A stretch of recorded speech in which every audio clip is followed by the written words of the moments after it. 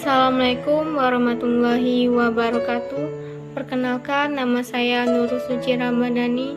Saya semester 3 Tadris Biologi. Tugas mata kuliah Taksonomi Hewan Invertebrata. Dosen pengampu Devi Novalian, SSI MPD.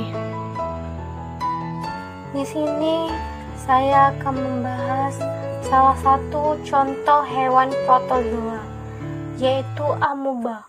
Amuba merupakan genus dari protozoa yang bersalah satu. Adapun siklus hidup amuba itu sendiri yang mempunyai beberapa tahap. Tahap pertama, amuba akan berproduksi secara vegetatif, yakni dengan cara pembelahan biner. Dalam proses pembelahan biner, yang pertama amuba dewasa berhenti bergerak. Kemudian nukleus mulai membelah. Setelah nukleus telah terbelah dan kemudian sitoplasma melakukan pembelahan. Setelah sitoplasma melakukan pembelahan, amuba terbelah menjadi 2 individu baru. Dan tahap dalam siklus hidup amuba selanjutnya, amuba berkembang biak dengan mitosis atau sitokinesis. Dalam proses mitosis, sel amuba induk akan terbagi menjadi 2 sel.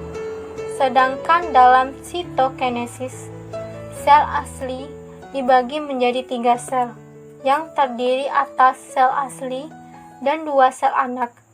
Sebagai makhluk satu sel, amuba dilingkupi oleh membran sel. Membran sel menjadi semacam pemungkus bagian-bagian sel, seperti inti atau semacam otak amuba, organel atau organ amuba, dan sitoplasma sebagai cairan dalam membran sel. Selanjutnya dalam tahap berikutnya, sebuah metode yang dikenal sebagai fagositosis digunakan oleh amuba untuk bergerak, makan, dan berproduksi selama fagositosis.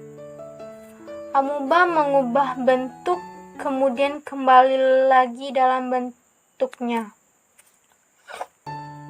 Selanjutnya, amuba makan dengan cara menyelimuti makanan terlebih dahulu.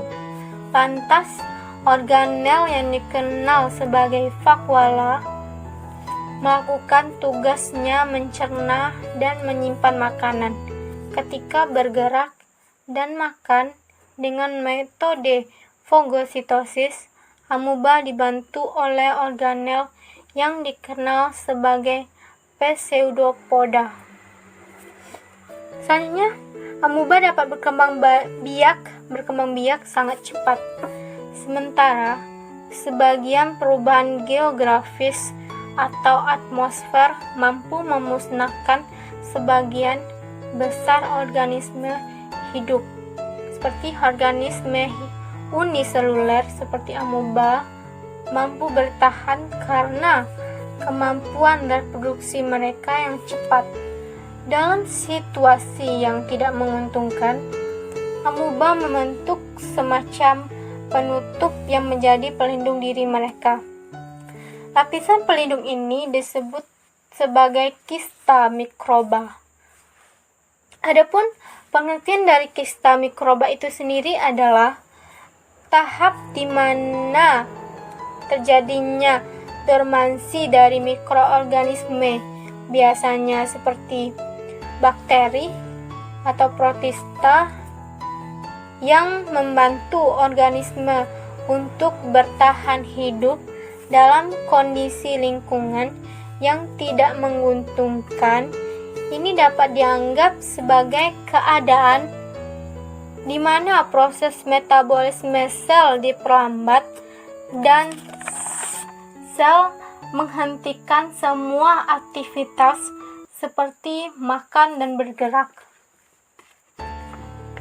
Selanjutnya, setelah situasi kembali normal, amuba akan kembali dalam bentuknya yang normal. Siklus di mana amuba ini membutuhkan waktu antara 45 jam atau sampai 100 jam, tergantung dengan pola makannya itu sendiri. Setelah membahas siklus hidup amuba, ternyata amuba memiliki manfaat dalam kehidupan.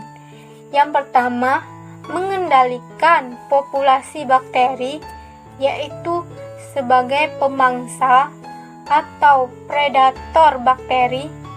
Bila tidak ada amuba, populasi bakteri banyak diantaranya yang berbahaya dapat meningkat. Selanjutnya, manfaat amuba mendaur ulang nutrisi di tanah, menyediakan nutrisi bagi tanaman, yaitu dengan mengonsumsi bakteri.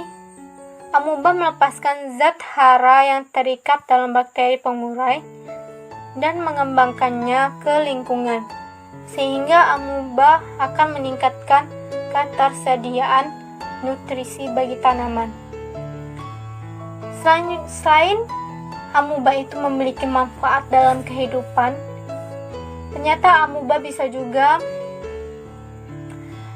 menyebabkan kerugian bagi kehidupan. Adapun kerugian amuba dalam kehidupan, amuba dapat berbahaya karena menyebabkan disentri. Disentri itu adalah penyakit yang menyerang sistem pencernaan manusia. Disentri dapat disebabkan oleh amuba seperti Entaboima dysenteriae.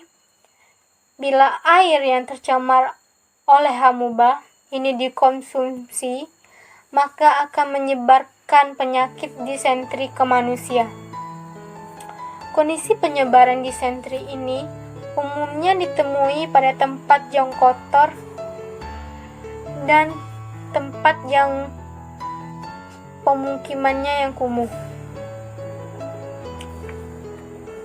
Baiklah, setelah saya menjelaskan apa itu amuba dan siklus hidupnya dan manfaat serta kerugian amuba dalam kehidupan,